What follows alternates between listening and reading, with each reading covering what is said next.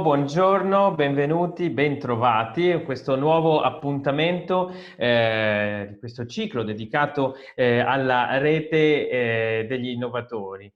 Scrittura del testo, come essere efficaci sui social e non solo, a partire dal caso MyPA. Grazie a tutti voi che vi siete iscritti e state partecipando a questo appuntamento e buongiorno ai protagonisti del panel di oggi, quindi buongiorno a Luca De Pietro, direttore unità organizzativa strategia ICT e agenda digitale Regione del Veneto. Buongiorno Luca.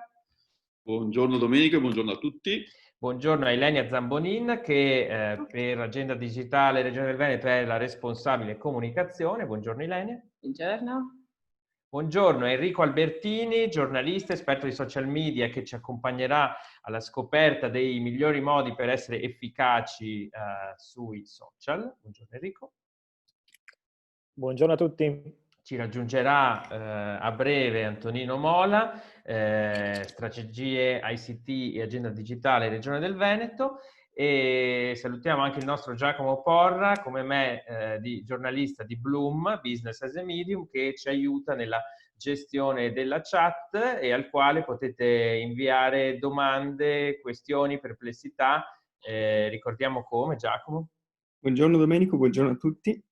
Allora, molto semplicemente le domande possono essere mandate in chat direttamente a me, mi trovate come Giacomo Porra, oppure sul modulo Q&A che lo trovate nella barra nera in basso, sul quale potete fare le domande pubbliche che poi io smisterò ai vari relatori.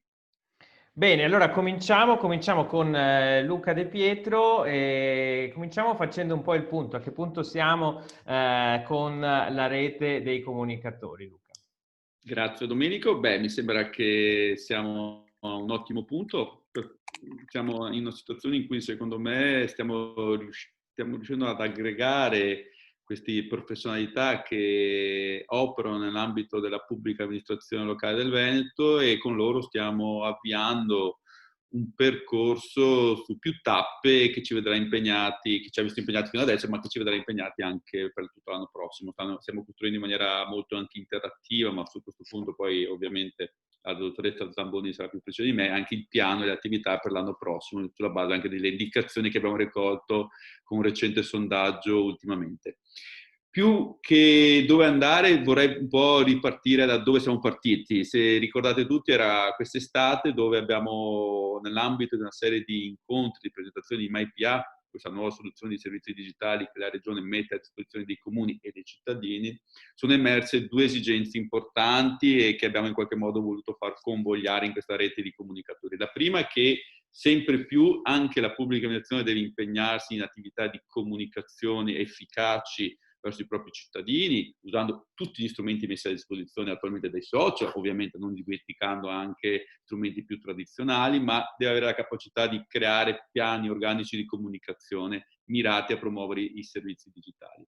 Dall'altra parte, invece, ci siamo resi conto che come Regione per molto tempo avevamo investito e stiamo ovviamente continuando a investire in gruppi tematici molto orientati agli aspetti hard dell'innovazione tecnologica, quindi aspetti riguardanti l'interoperabilità, i pagamenti digitali, tutti i sistemi informativi, tutto il tema delle infrastrutturazioni di telecomunicazione e di dati, ma avevamo dato forse un po' meno attenzione a questi aspetti soft. E quindi la rete di comunicatori nasce proprio con l'idea di rispondere a queste due esigenze, costruire assieme e mettere a disposizione di tutti nuovi strumenti, nuove conoscenze per promuovere i servizi digitali e dall'altra parte valorizzare il patrimonio di competenze e conoscenze che esiste già nella nostra pubblica amministrazione locale su cui investire nel futuro. Siamo partiti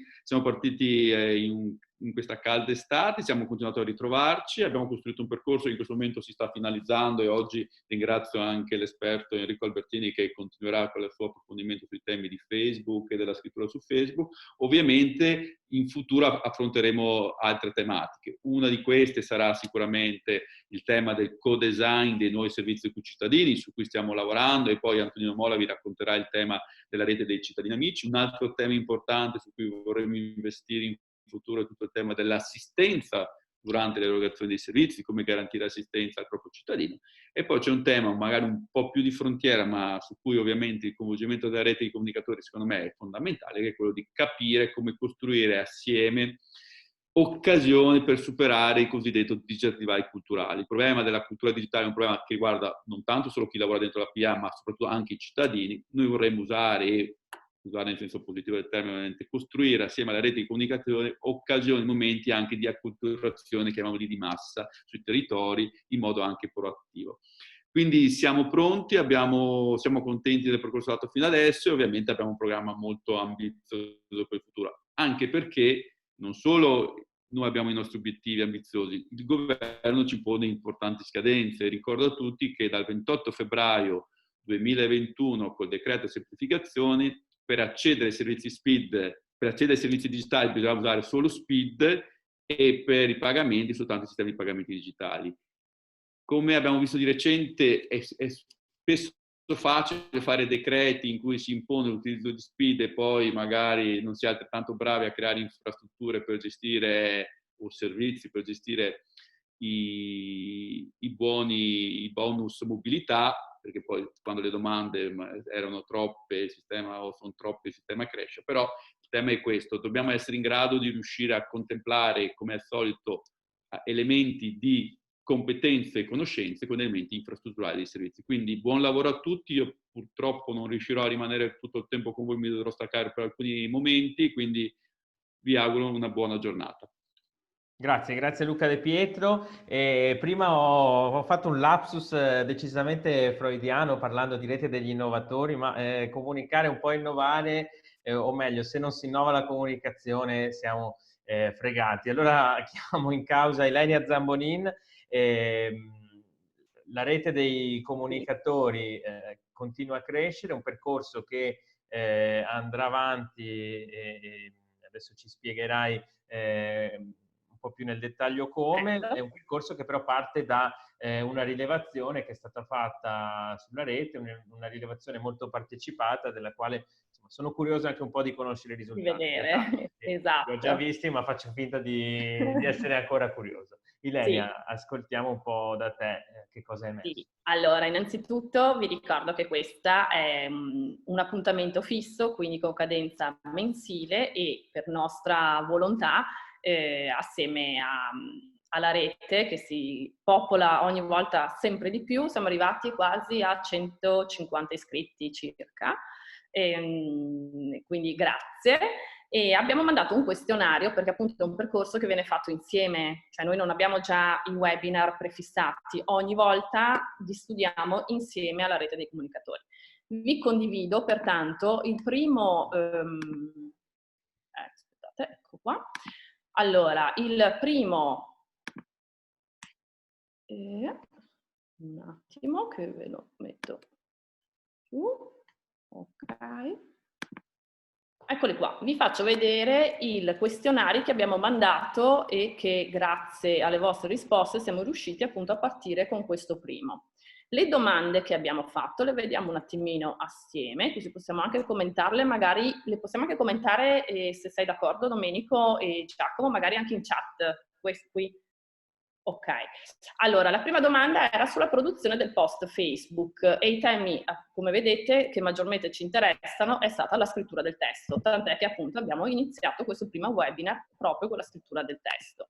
Dopodiché avevamo una domanda sulle campagne social, quelle a pagamento. Qui vediamo che ritenete che siano importanti, però purtroppo c'è mancanza di risorse e anche qua potremo affrontare il tema che di utilizzare degli strumenti che sono anche alcuni gratuiti o comunque poco costosi e potremo vederlo assieme nei prossimi webinar. Questo secondo me è il tema che ha maggior successo, che è etica e social. Un pochino perché tutti quanti secondo noi vogliamo sapere anche che uso Facebook, perché oggi stiamo parlando di Facebook, ma comunque l'uso di internet e dei social fa dei propri dati e fino anche a che punto è lecito e quando no. E quindi anche qui potremo magari avere un esperto che ci parla proprio sul tema dell'etica e social, che secondo me è un tema che adesso va anche molto di moda e che tutti siamo interessati a sapere. Un altro dato molto interessante, come vedete il 93%, praticamente quasi tutti, dice che una buona scrittura è essenziale e vorreste conoscere meglio le regole di una buona scrittura.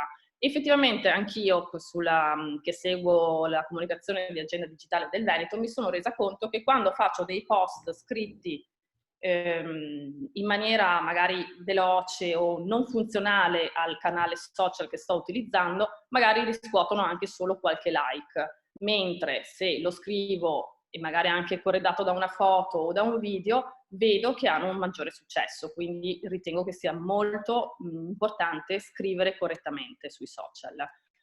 Il piano editoriale, vediamo che anche qua ha un'importanza, quindi l'organizzazione di tutti i miei contenuti, la programmazione, dobbiamo essere organizzati e programmati. La volta scorsa, forse quello prima, difatti noi con MyPortal, perché partiamo appunto dal kit di MyPortal, vi abbiamo fatto vedere un piano editoriale, perché senza organizzazione praticamente non riusciamo ad ottimizzare la nostra comunicazione.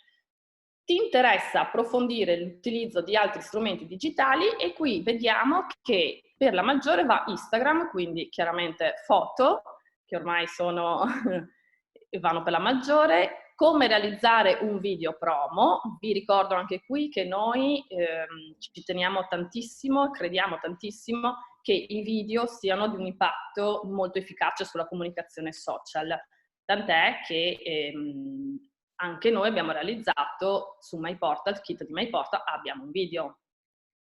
E la messaggistica istantanea, questa bisognerebbe capirlo, magari ci scrivete anche in chat, anche qui ha un buon numero perché un 48% interessa capire come utilizzare.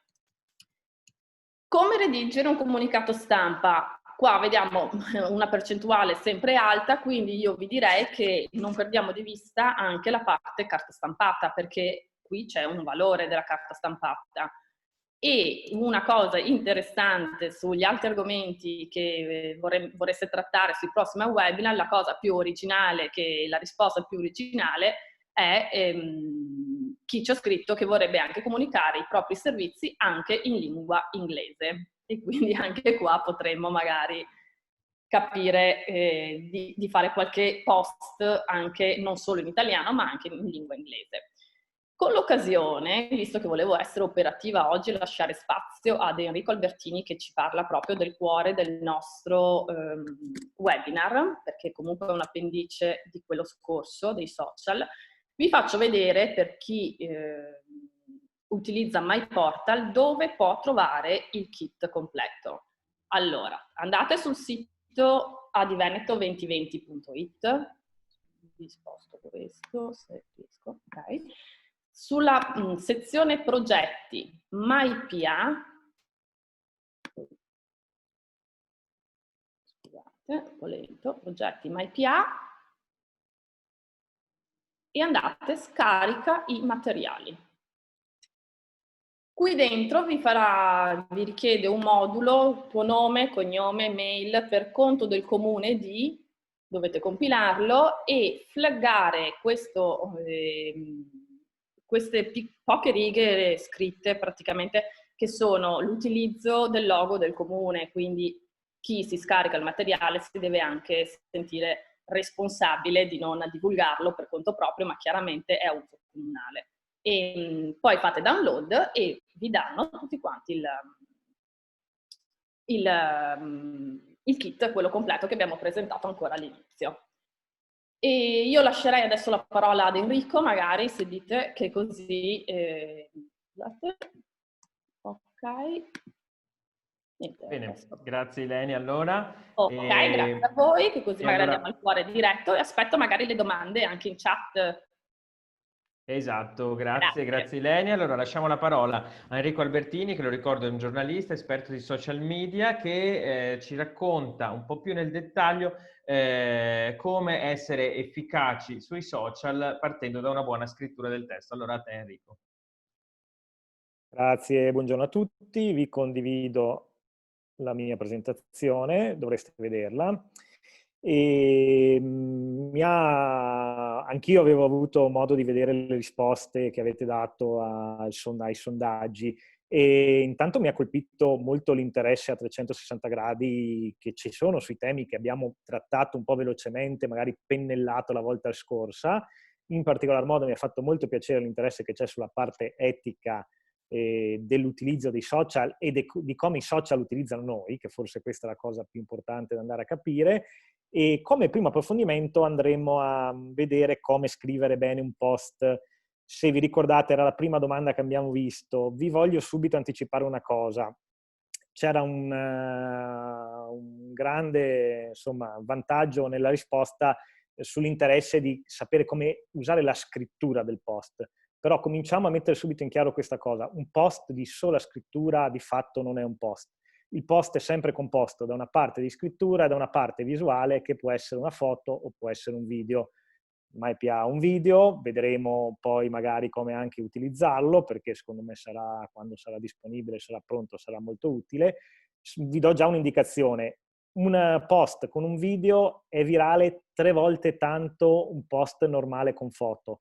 Cosa vuol dire? Per farla molto breve, un post col video, un post normale arriva a una persona, un post col video facendo lo stesso tipo di operazione arriva a 3 persone.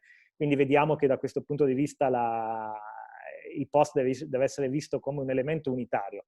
Foto, video e scrittura, le cose vanno sempre insieme. E in più vedremo anche un link per approfondire, ma questo l'avevamo anticipato l'altra volta e adesso lo rivedremo.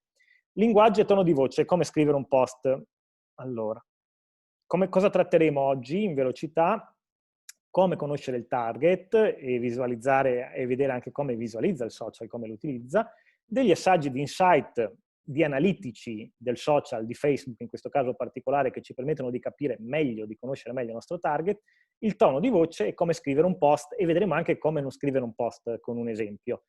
Vi tolgo subito un dubbio che potrebbe essere legittimo, anch'io vi ricordo che potete interagire attraverso la chat, farci delle domande. E conoscere il target, analizzarlo e capire il tono di voce è essenziale per scrivere un post, quindi non deve venire visto come un qualcosa di accessorio, un corollario. La buona scrittura nasce da una buona conoscenza del nostro target. La conoscenza del target non è una scienza esatta, vi direi qualcosa di inesatto se vi dicessi che esiste un algoritmo che ci permette di conoscere il nostro target e quindi di capire meglio come affrontarlo. È un qualcosa che va costruito nel tempo, si può provare e riprovare, ma è un qualcosa di essenziale. Insomma, se noi sappiamo a chi ci stiamo rivolgendo, se noi sappiamo, cominciamo a conoscere le tipologie di persone che interagiscono con noi, sapremo anche meglio come parlare con loro. Partiamo. I numeri li trattiamo velocemente, li ho rimessi, ve li ho mostrati anche la volta scorsa per dimostrarvi la pervasività di Facebook. 31 milioni di utenti in Italia, stiamo parlando di numeri italiani attivi al mese, 25 milioni attivi al giorno, 24 milioni da mobile. Questo è un dato importante. Cominciamo a capire, per vedere come costruire un post e come scriverlo al meglio, come entrano, come guardano le persone ai social. Il 96% degli utenti attivi, cioè di quelli che hanno un profilo e entrano almeno una volta ogni 2 giorni, accede attraverso un dispositivo mobile. Ovviamente, se voi avete, immagino che voi tutti abbiate uno smartphone, capirete che accedere a un dispositivo mobile hai uno spazio di visualizzazione più ristretto e quindi da questo punto di vista è un invito ulteriore all'essere sintetici, all'essere chiari e efficaci, senza usare, dove possibile, dei post troppo lunghi. Ma quanto tempo passiamo su Facebook mediamente? E su questo abbiamo dei dati dell'Agcom, anche abbastanza dell'autorità sulle comunicazioni, anche abbastanza recenti, se non sbaglio sono del 2019. Ogni utente italiano passa in media 50 minuti al giorno su Facebook, che è la principale piattaforma social, che è un dato che non è tanto lontano dalla media mondiale, che è 58, quasi un'ora la media mondiale, e ovviamente va subito precisato che si tratta di una media, quindi chiaramente i giovani tendono a passare più tempo su Facebook, le popolazioni un po' più anziane, non dico anziane in generale, ma anziane per un utilizzo di un social, tendono a passare un po' di meno tempo. Però ci dà comunque una buona base su cui partire, perché in quei 50 minuti in cui sappiamo che l'utente cercherà notizie di cronaca, andrà a vedersi il video dell'animale che fa qualcosa di carino, che è tanto tenero, andrà a parlare, a chattare con degli amici, noi dobbiamo inserirci in quel lasso di tempo. Questo ci permette di introdurre un altro elemento essenziale della comunicazione sui social, che è quello della capacità di emergere in un mondo di rumore. Cosa vuol dire in termine comunicativo rumore? È tutto quello che disturba il passaggio di un messaggio fra mittente e destinatario. Provo a fare un esempio. Io ho intenzione di sapere una notizia fondamentale che il mio comune mi può dare perché, che ne so, sull'accesso a un servizio o semplicemente capire il nuovo DPCM, come verrà recepito e cosa mi permetterà di fare o non fare, che ne so, i parchi sono aperti o non sono aperti. Mi scontro col rumore nel momento in cui entro in Facebook, perché quando io faccio l'accesso, probabilmente nella mia bacheca troverò il post carino dell'amico, il video molto virale, molto bello, che mi racconta una cosa che io vorrei andare a vedere. Noi dobbiamo essere capaci di inserirsi in questo lasso di attenzione, che è molto breve, ed emergere in questo mare di rumore, per far sì di attirare l'attenzione e catturare è un termine, insomma, usiamolo fra virgolette, il nostro utente. Per questo esistono gli analitici di Facebook, come già accennato l'altra volta, che sono un feedback gratuito sul nostro lavoro. Attenzione, solitamente danno delle risultanze precise sulla tipologia di lavoro che facciamo e oggi ne vedremo di passaggio solo un paio, giusto per capire come andare a individuare il target. Una cosa che va detta subito: chi può visualizzare gli insight di una pagina? Esistono varie possibilità, però è meglio essere amministratori. La persona che crea la pagina diventa automaticamente amministratore della pagina e può decidere, adesso vediamo subito come fare altri amministratori. In realtà ci sono vari gradienti di accesso e di operatività sulle pagine. Ci possono essere degli editor che scrivono solo dei post, ci possono essere delle persone che possono solamente leggere gli analitici della pagina. Il consiglio che vi do: chi lavora in quel particolare social è meglio farlo amministratore, a patto che poi non vada a cancellare la pagina, che è l'unica cosa preoccupante, diciamo, l'unica peculiarità preoccupante di un amministratore. Il numero di questi gestori che io ho definito operativi, adesso vi spiego perché, è meglio non allargarlo a oltre 3-4 persone. È sempre meglio, l'altra volta vi dicevo, trovate una persona che si occupa del social, trovate una persona che faccia da collettore, che faccia da coordinatore. In questo modo la comunicazione sarà molto più efficace. Perché parlo di gestori operativi? Perché mettendomi nei vostri panni e mettendomi anche nei miei panni quando lavoro con aziende o con clienti, solitamente si fa comunque amministratore anche il direttore, il titolare dell'azienda, il capo servizio, ovvero ci sono dei passaggi burocratici da fare, però quelli io non li considero nel numero di 3-4 persone perché solitamente non sono gestori operativi. Poi ci possono essere casi particolari dove il direttore o il titolare dell'azienda va in prima persona a sistemare e toccare i social, ma solitamente non funziona così. Quindi gestori operativi, persone che utilizzano, modificano, pubblicano, rispondono ai commenti, il numero massimo non dovrebbe superare le 3-4 persone. Questo a seconda della grandezza dell'ente che apre il social e anche della esigenza fondamentale, ripetiamola, di monitoraggio e di presenza. Chiaro che non si può pretendere che qualcuno passi la domenica a controllare i commenti o la notte, però bisognerebbe essere presenti quasi 24 ore su 24. Per questo solitamente si allarga il numero di gestori operativi, perché ci si dà il cambio, molto banalmente. Un paio di giornate lo può guardare uno, poi magari una persona può avere degli impegni, avere altro, avere la giornata occupata, allora demanda il monitoraggio a un'altra persona, non più di 3-4 persone. Come si danno i ruoli della pagina? Come può un amministratore decidere chi fare altro amministratore o chi fare editor o chi fare visualizzatore di analitici? Si parte sempre da quello che solitamente la colonna di sinistra, si cerca impostazioni, vi ho fatto uno screenshot. Mi piacerebbe anche, non adesso, ma dedicare un'intera lezione, se possibile, a vedere proprio graficamente, facendolo direttamente in pagina, come funzionano queste cose. Comunque, insomma, basta cercare le impostazioni, si trovano, solitamente sono, come vedete dallo screenshot, l'ultima delle voci.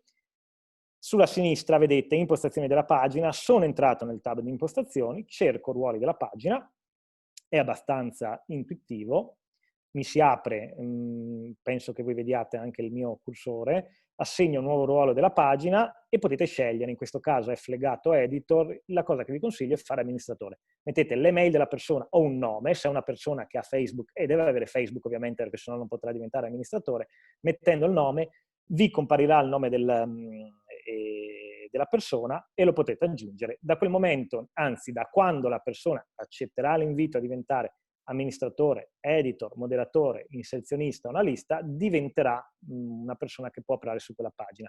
Le differenze sono minime, tranne l'amministratore può fare tutto, anche cancellare la pagina. L'editor può postare dei post, può scrivere ma non può cancellare la pagina. Il moderatore può approvare dei post, se non sbaglio, e rispondere ai commenti. L'inserzionista può fare delle sponsorizzazioni pubblicizzate e basta. E l'analista ha accesso agli analitici e non può fare nient'altro. Sempre parlando di insight, abbiamo detto, vediamo come è composta la nostra pagina, andiamo a scoprire. Torniamo un attimo su, partendo da questo menu. In questo caso, vedete, sopra impostazioni c'è Insight, cliccando su Insight mi comparirà questo menu qua a sinistra, Insight della pagina, la tab che vi chiedo di andare a vedere è Persone. Quando voi aprite Persone vi si apre a destra questo bellissimo spaccato delle persone che arrivano sul vostro social. Come vedete, è una cosa che dicevamo anche l'altra volta, la bellezza di Facebook è che arrivano persone di tutti i generi e di tutte le età. Tutti i generi, sono due per carità. E in questo caso lo spaccato, questa è una pagina che noi seguiamo, è 50-50 e guardate come è ben posizionato per quanto riguarda l'età. 1% da 18 a 24, 10% da 25 a 34, via via a crescere, ma è una crescita leggera, fino ad arrivare anche una buona percentuale, se contate 8 più 3 fa 11%, di persone che hanno più di 55 anni, a dimostrazione che su Facebook vanno a raccogliere notizie persone anche anziane, magari certamente non native digitali e anche non così abili a utilizzare i social network. In alto, vedete che io sono su i tuoi fan, questo è lo spaccato delle persone che hanno messo mi piace alla pagina, potrò andare anche a vedere le persone raggiunte, adesso vado sotto, adesso sono su persone raggiunte, vedete che in questo caso i dati più o meno si rincorrono, però c'è già una differenza. Questo può essere utile come passaggio successivo per capire le eventuali sfumature di differenza che ci sono tra le persone che raggiungiamo, quindi persone che vedono i nostri post, e le persone che poi si fidelizzano alla nostra pagina diventando fan e mettendo il like. Non dovrebbero, quello che vi dico io è che non dovrebbero, una pagina che funziona abbastanza bene, non dovrebbero esserci grandi differenze, come in questo caso, anche se in questo caso, ad esempio, notiamo che arriviamo a più uomini, però poi quando andiamo a vedere le persone che mettono i like alla pagina, la percentuale si pareggia, quindi forse ci potrebbe pensare di fare, che ne so, una campagna sponsorizzata per andare a recuperare la percentuale di uomini che mettono like alla pagina. Però questa è una finezza in più. L'importante è vedere quali sono i propri fan e capire che tipologia di età hanno e che tipologia di... vedete c'è anche il paese, la città di provenienza. Solitamente per un ente pubblico territoriale dovrebbe corrispondere al proprio territorio, però non è detto, si può anche capire, se si vedono tante persone che arrivano da altre territorialità, ci si dovrà porre la domanda perché. Abbiamo sbagliato qualche messaggio, abbiamo, che ne so, una comunità di nostri ex cittadini che si sono spostati in quella particolare città, ma rimangono comunque in contatto e si informano anche perché hanno parenti su quello che succede nella nostra città. Tutte domande che si possono porre guardando gli analitici.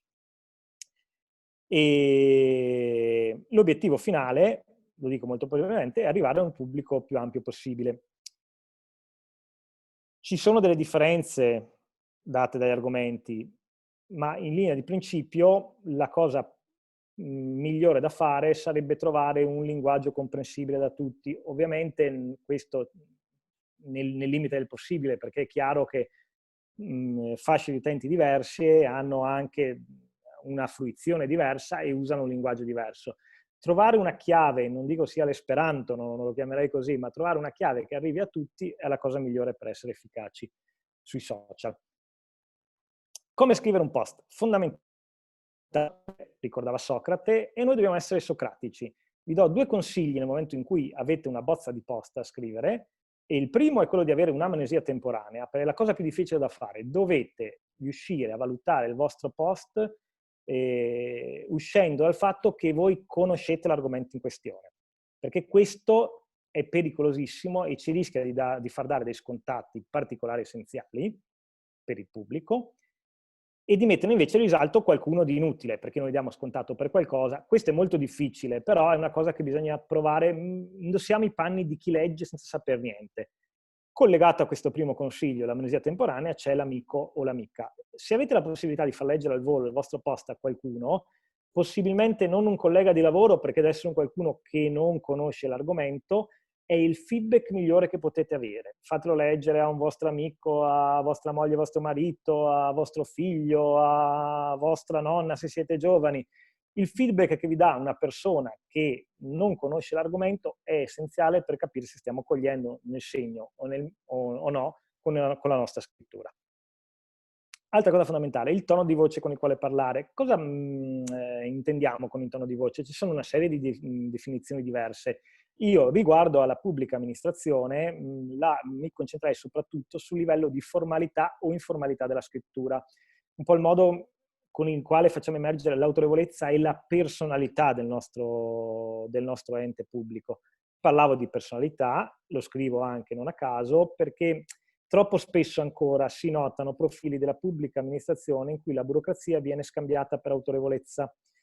Uno stile piatto, monocorde, grigio per garanzia di qualità dell'informazione. E perché facciamo questo? Per due grandi motivi. Molto spesso perché chi va a scrivere sui social fa qualcos'altro, cioè non è il suo campo e giustamente non sa come scrivere un post sui social. Il secondo è deformazione professionale, lo stile burocratico con il quale siamo portati da sempre a scrivere ogni cosa. Qualche giorno fa ho avuto modo di avere uno scambio di documenti con il Senato per una commissione che stiamo seguendo con l'università. Non posso farlo per amor di patria, ma mi sarei tenuto le risposte, l'avrei stampato per vedere il livello di burocratese e formalità assoluta nelle risposte per dirmi sì, no, 5 righe, dovevo avere l'interprete accanto. Questa è deformazione professionale che molto spesso, diciamocelo, senza grandi problemi, è insita nella PA. Quindi combattiamo questa cosa. Perché il post social, discorso della personalità, bisogna cercare di far trasparire il fatto di esseri umani, che l'utente va a leggere qualcosa che è stato scritto non da una macchina, ma da un'altra persona. Dobbiamo cercare un buon livello di informalità, evitando un linguaggio scurrile. Non si sa mai, è scritto, ma non può, magari a qualcuno può venire in mente che un linguaggio scurrile o insomma tendenzialmente volgare possa attirare alcuna parte della popolazione. Espressioni dialettali o tipicamente regionali, i nostri modi di dire non è detto che siano i modi di dire di tutti, l'ironia, perché l'ironia è una cosa bellissima, ma potrebbe non essere capita e allora si crea un problema, e qualsiasi espressione, questo molto importante, possa essere portatrice di opinione o giudizio di valore. Noi diamo fatti, noi siamo concreti, noi siamo anche informali, ma noi non diamo giudizi di valore. Non è facile trovare il giusto tono di voce per comunicare, però i social sono palestre dove ci si può allenare, aggiustare il tiro. Lo vedrete dai primi commenti che vi arrivano, lo vedrete dai primi messaggi privati che vi arrivano. Il tono di voce si può modificare. Partendo da una cosa fondamentale, noi dobbiamo dare notizie corrette. Certificare un qualcosa di falso o non del tutto vero, che in un certo qual senso è la stessa cosa, perché quello che non è del tutto vero, molti dicono sia falso, venga percepito come falso, mina il patto di fiducia che c'è fra chi tiene il social della pubblica amministrazione e l'utente. Ve l'ho detto l'altra volta, ve lo ripeto, ci si mette mesi a costruirsi un'autorevolezza, ci si può mettere 2 ore per perderla. Quindi se sul tono di voce noi possiamo modificare il nostro tiro, possiamo cambiare il nostro tipo di scrittura senza nessun tipo di problemi, e la cosa fondamentale è non dare un'informazione che non sia del tutto corretta. facciamo un passaggio in più verificatorio, non scriviamo una cosa, perché poi nel post possiamo decidere cosa scrivere e cosa meno, non scriviamo una cosa di cui non siamo totalmente certi, su cui possiamo mettere la mano sul fuoco. Un esempio di burocratese, l'ho preso dal sito dell'agenda digitale, azienda dei trasporti pubblici a milanesi, l'ATM, ha lanciato così su Facebook proprio la nascita del nuovo sistema tariffario integrato del bacino di mobilità. Ve lo leggo, ascoltate. Dal 15 luglio 2019 entra in vigore il nuovo sistema tariffario integrato del bacino di mobilità, acronimo STIM, in sostituzione del sistema integrato tariffario dell'area milanese. Io spero che anche chi si intende di trasporti, di sistemi tariffari integrati, di bacini di mobilità, faccia fatica a capire. Immaginatevi cosa può capire un utente che prende un bus ma non conosce questi termini. Infatti io ho preso una delle risposte che ho trovato sotto una, che però secondo me riassume questa cosa di evitare il burocratese, essere sintetici e semplici. Questo cittadino dice sicuramente ignoranza mia, ma questa comunicazione contiene termini che non capisco. Cos'è STIB? Cos'è SITMA? Cos'è il bacino di mobilità in cui si integra un sistema tariffario? E poi cos'è un sistema tariffario? Forse delle tariffe? I titoli di viaggio è facile, saranno i biglietti, dice, perché fa prova di interpretazione, opera di maieutica, ma le corone concentriche mi gira la testa. Questo secondo me è un esempio fondamentale, andatevelo a leggere, perché sono sicuro che la persona che ha scritto il post probabilmente non era un comunicatore, giustamente era una persona che faceva altro, si sarà, come dire, anche compiaciuto del livello di burocrazia, della precisione dell'acronimo, dell'uso del termine scritto nero su bianco nell'ordinanza o nell'altro documento che stabiliva questa cosa. L'utente finale non capisce niente. L'utente che non capisce niente difficilmente tornerà a vedere un vostro post. Nei social, seconde e terze occasioni, quando si tradisce il patto di fiducia con l'utente finale, non esistono. Bisogna essere anche trasparenti e onesti. Un caso famoso è il post che ha fatto Trenord sul deragliamento di Pioltello, un incidente che aveva causato 3 morti. Si doveva comunicare per forza, si doveva comunicare anche in maniera tempestiva il fatto che era la circolazione interrotta a causa di un inconveniente tecnico. Tutti i siti, tutti i social erano inondati dal video di quell'incidente, dal fatto che aveva causato 3 morti e chiamarlo inconveniente tecnico capite che è un errore, che c'è stata una marea di commenti, tanto che se non sbaglio avevano dovuto cancellare anche il post e rifarlo. Quando scrivere un post? Torniamo agli insight fondamentali. Siamo sempre all'interno della tab Insight, non andiamo più, non scorriamo a vedere persone, che è sotto queste opzioni a sinistra che vedete, scorrendo la troverete sotto, andate a vedere post. In Insight trovate gli orari. Come vedete, la pagina di cui vi parlavo prima ha un buon livello fino attorno alle 3, poi c'è un calo clamoroso dopo le 3, quando probabilmente la gente si abbiocca, sta per finire il lavoro, torna, va a prendersi l'aperitivo, per risalire poi, vedete, se ricomincia attorno alle 20 a risalire, perché poi magari la gente torna a casa, si mette sul divano, c'è chi guarda la TV, c'è chi gioca con lo smartphone e ritorna a leggersi la notizia. In questo caso si parla di un sito di informazione. Questo è essenziale, perché io saprò che probabilmente se ho un post forte da mettere, eviterò di metterlo fra le 16 e le 19. Se lo metto attorno a mezzogiorno e mezza, l'una, probabilmente vedo che è il momento migliore. Queste sono informazioni che potete raccogliere su Insight guardandoli in 2 minuti, ma sono essenziali. Io scommetto che nelle vostre pagine, nelle pagine che tenete per i vostri enti pubblici, sicuramente avrete delle onde, avrete dei periodi migliori e dei periodi peggiori. Come scrivere un buon post? Meglio essere corti, ideale sarebbe non superare le 140 battute, ma questa è una cosa superata perché non è sempre la soluzione migliore. Cercate di fare un post che inquadri l'argomento, prendetevi tutto lo spazio che vi serve a livello di lunghezza di scrittura, però ricordatevi che è meglio, siccome tutti i nostri post poi hanno un link dove si va a approfondire l'informazione, il servizio, l'evento, scrivere un post troppo lungo in cui si racconta tutto non ha senso, non ha senso. Bisogna fare in modo di far capire subito alle persone coinvolte di cosa si sta parlando e quali sono le persone coinvolte e poi dire, beh, sei interessato? hai perso 3 secondi del tuo tempo a leggere questo post, clicca sul link e trovi tutte le informazioni. A essere onesti, come detto prima, contenuto corrisponde a descrizione. Vi ho messo anche un sito dove si possono utilizzare dei simboli per abbellire un po' il post, utilizzateli con parsimonia. Questo secondo me non c'è una regola precisa, però i post con troppi simboli occhieggiano un po' troppo a una popolazione di utenti molto giovane. Fondamentale evitare la perdita di tempo per l'utente. Chi naviga in rete ha un tasso di attenzione molto basso per quanto legge. Si decide solitamente in 4 secondi, quando si comincia a leggere un testo, se proseguire o meno la lettura. 4 secondi equivalgono a 5-6 righe, insomma, il tempo di leggere un post, perché un post non dovrebbe mai superare le 5-6 righe. Bisogna essere molto bravi nel lavoro di individuazione delle informazioni utili all'interno del link, in cui si va a spiegare in maniera approfondita quanto vogliamo dire. Quindi vi direi, rovesciate la prospettiva. Quando andate a descrivere cosa, partite dal link di atterraggio, leggetevelo bene e fate possibilmente un'opera giornalistica. Scrivere un post, infatti, è né più che meno scrivere l'attacco di un corretto pezzo di informazione. La regola delle 5 W che ci viene dal mondo anglosassone è sempre buona, noi facciamo 6 perché si aggiunge anche AO, quindi cosa, chi, dove, quando, perché, come. Questo vale per la scrittura di un articolo, vale anche per la scrittura di un post, ovviamente fate le dovute differenze.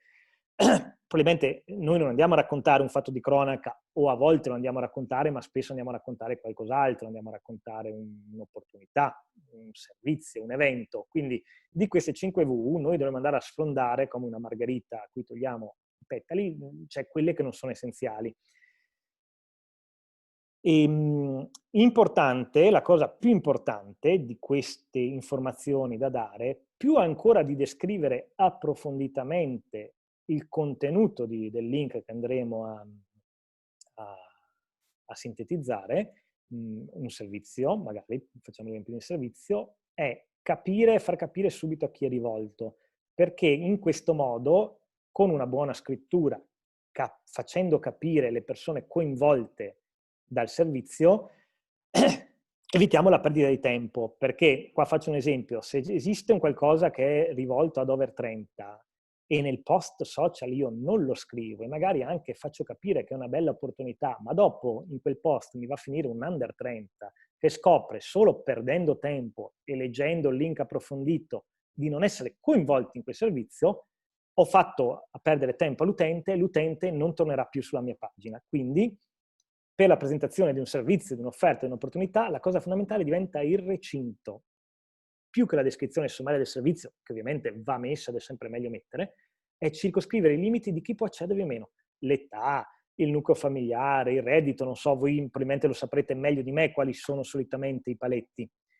Il servizio può anche non essere descritto in grande profondità, ma deve essere chiaro. Io, che sono un over 30, devo avere abbondantemente over 30, devo avere chiaro che se c'è un servizio per under 30, quel post, quel link di approfondimento non riguarda me e quindi lo posso bypassare.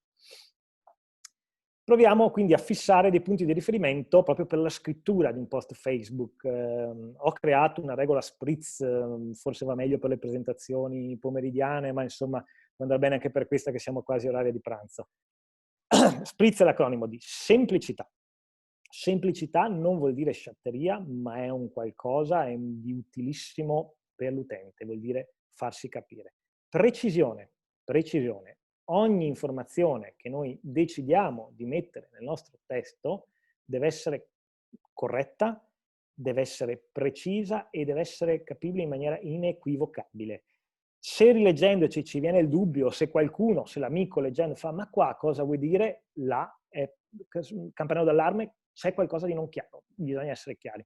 Reperibilità informazioni, il link va messo, io direi quasi sempre, perché altrimenti saremmo costretti a diventare esaustivi direttamente con un post. Chiaro che se Trenord deve dire che la circolazione è interrotta in una determinata tratta, può fare un post di 3 righe in cui dice senza mettere link.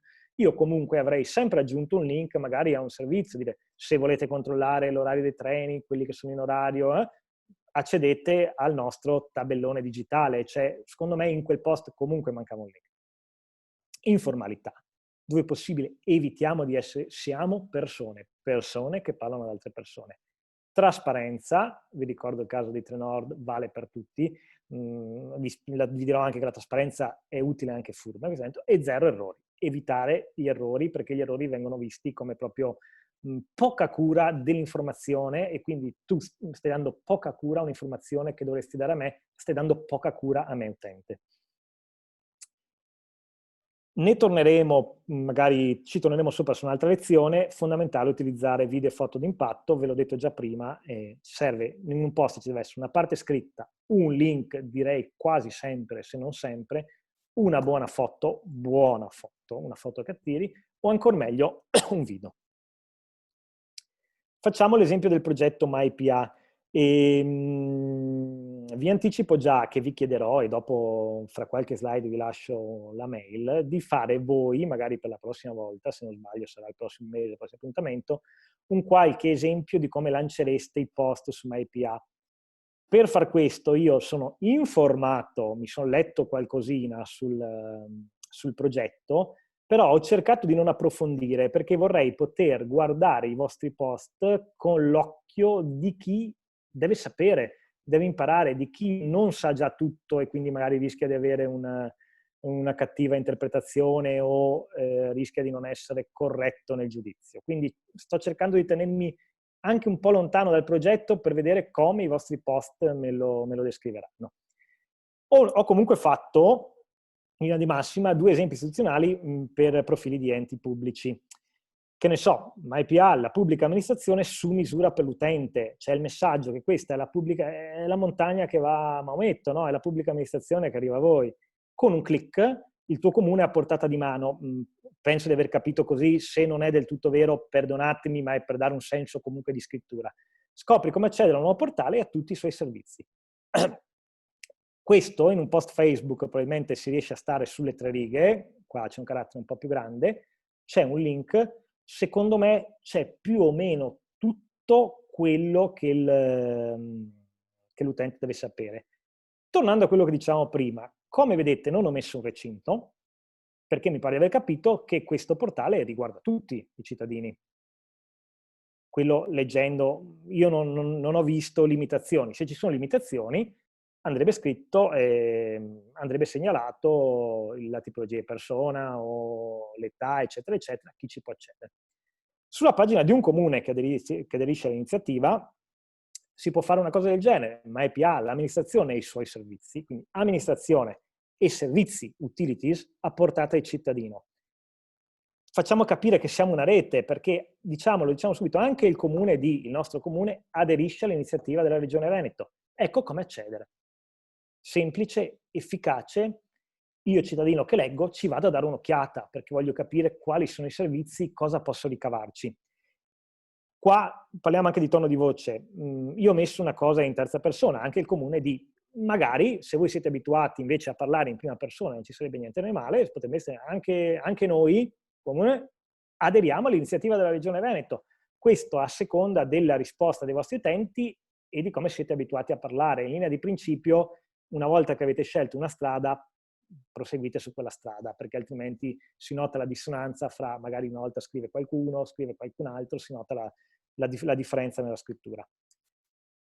Molto importante, ci sono anche i nostri profili privati e là possiamo avere un po' più di gioco, perché noi siamo pubblici amministratori che facciamo parte di un ente pubblico e teniamo il social di un ente pubblico, però siamo anche persone che hanno solitamente una nostra pagina e la utilizziamo.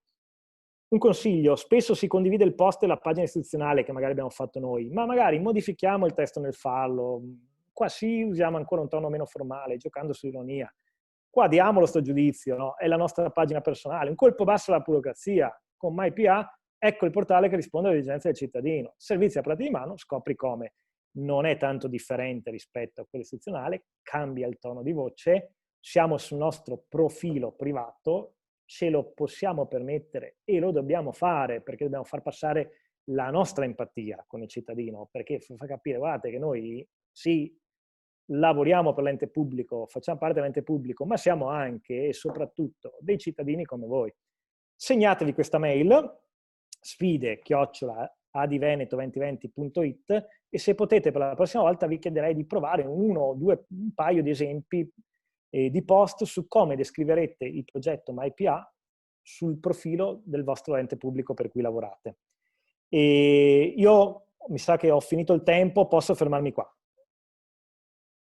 Grazie Enrico, sicuramente poi proseguiremo, torneremo su alcuni temi, ne approfondiremo degli altri, mentre vi invito a partire con le domande, le potete mettere in chat, certo sono molto apprezzati gli apprezzamenti, scusate il bisticcio, ne ho visto uno in chat, non so se è parente di Albertini, perché insomma veramente... Sì, porto sempre degli amici che lavorano nella pubblica Forse amministrazione. hai applicato la regola Spritz, ma con un altro significato. Ma vorrei chiamare in causa Antonino Mola, perché provavamo a impostare dei post su MyPA, magari se ci dai una mano a reinquadrare velocemente il progetto, ci aiutiamo anche sulla definizione del contenuto per questo esercizio che Enrico ci ha dato per il prossimo appuntamento. Allora io non vi ascolto perché non voglio saperlo. Allora sì, grazie. Allora, reinquadrare il progetto. MyPA in qualche modo è come dire, il cuore del paradigma dell'infrastruttura regionale di erogazione di servizi al cittadino. Fin qui noi siamo sempre stati abituati come pubblica amministrazione a vedere la comunicazione del nostro ente verso il cittadino come il contenitore dei contenuti della pubblica amministrazione verso il cittadino. Quindi avevamo il sito del comune A, il sito del comune B, il sito del comune C. L'esperienza d'uso di un cittadino che aveva bisogno quindi di servizi da 3 comuni diversi era quella di doversi recare presso il sito del comune A, dove magari iscriveva il figlio a scuola, nel sito del comune B, dove magari pagava un dovuto, o nel sito del comune C. Nella progettazione della nuova infrastruttura, di cui è cardine e cuore MyPA, noi abbiamo provato a ribaltare questo principio. Quindi non è più il cittadino che deve recarsi alla pubblica amministrazione, quindi deve andare nel comune A, nel comune B e nel comune C, ma è la pubblica amministrazione che deve raggiungere il cittadino nella sua area riservata, come noi la chiamiamo, che è appunto l'infrastruttura di MyPA. Quindi ecco, se dovessi dirla con una battuta, non è più il cittadino che va presso l'amministrazione, ma è l'amministrazione che raggiunge il cittadino presso la sua area riservata che noi chiamiamo MyPA. Chiarissimo, grazie Antonino. Proviamo a individuare qualche traiettoria rispetto al prossimo futuro. Sì, allora, traiettoria verso il prossimo futuro, per fortuna o purtroppo a seconda dei punti di vista ce ne sono veramente diverse. Noi nel prossimo futuro, ad esempio, abbiamo dei vincoli importanti. Il 28 febbraio del 2021 la norma impone a tutte le amministrazioni di mettere a disposizione dei cittadini i pagamenti telematici, di fare accedere i cittadini con l'identità digitale nazionale che si chiama SPID, di consentire ai cittadini di poter accedere ai servizi della pubblica amministrazione tramite l'app nazionale che si chiama App Io, e più in generale la norma impone ai comuni di presentare un progetto per la trasformazione digitale dei servizi ai cittadini. Quindi il tema di un'infrastruttura regionale che mette a disposizione, oltre a MyPA, ricordiamo che MyPA è uno degli strumenti di un ecosistema più ampio che la Regione del Veneto mette a disposizione, ma IPA ha il suo interno SPID, ha il suo interno quindi l'identità digitale, i pagamenti, quindi un altro vincolo che viene risolto. Il tema della comunicazione rispetto a queste scadenze che modificheranno in maniera importante il comportamento dei cittadini verso la pubblica amministrazione, il tema della comunicazione diventa centrale e veramente determinante. Grazie ad Antonino Mola. Non vedo domande in chat, ma Ilenia, attenzione, invece ne è appena arrivata una da Margherita Salvalaio. Come conciliare allora la comunicazione al cittadino e l'accesso ai servizi erogati dalla Regione Veneto attraverso i comuni, come era nel caso dell'assegno prenatale? Antonino, la giro a te. Sì, allora mi dà l'occasione di introdurvi un'iniziativa che noi stiamo progettando e che nei prossimi giorni proveremo a condividere con i colleghi del gruppo dei comunicatori, che per noi sono una comunità fondamentale. Prima sentivamo anche dai colleghi quanto fosse necessario, fondamentale, capire il nostro target, individuarlo e poter con questo target portare avanti una comunicazione quanto più possibile efficace. Come si fa a comunicare i servizi? Quindi come intendiamo farlo concretamente? I webinar che stiamo facendo hanno l'obiettivo di strutturare un gruppo di persone che abbia un'esperienza specifica su questo tema e che possa accompagnare la comunicazione verso i cittadini. A breve attiveremo una campagna con 2 obiettivi principali. Il primo è quello di costituire il panel dei cittadini amici, quindi chiederemo un aiuto ai colleghi principalmente del panel dei comunicatori, chiederemo un aiuto per pubblicare una forma dove cittadini che si rendano disponibili ad aiutarci a capire quali sono i bisogni, qual è la percezione dei servizi, quali sono le esigenze più importanti che questi cittadini possono trasmetterci.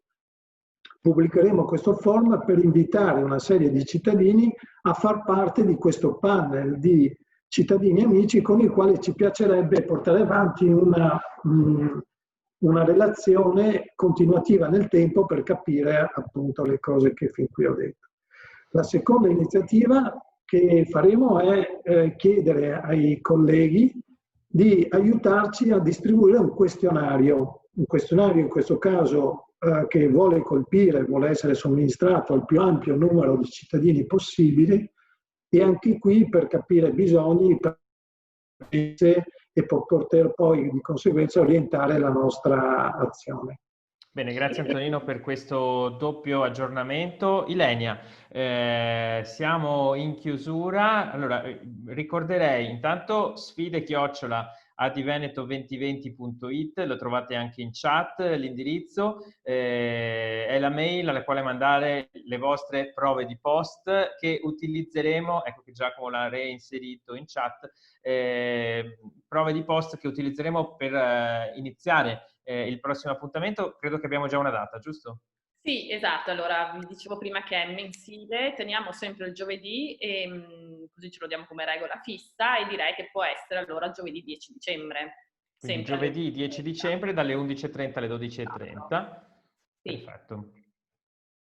Sì, Ottimo. Allora, ovviamente potete usare la mail anche per inviare domande, richieste di tematiche, ulteriori approfondimenti. Io ringrazio tutti voi che siete intervenuti, ringrazio il panel che ha arricchito questa ora trascorsa insieme. Allora, l'appuntamento è al 10 dicembre alle 11:30. Buona giornata a tutti. Grazie. Arrivederci. Ciao.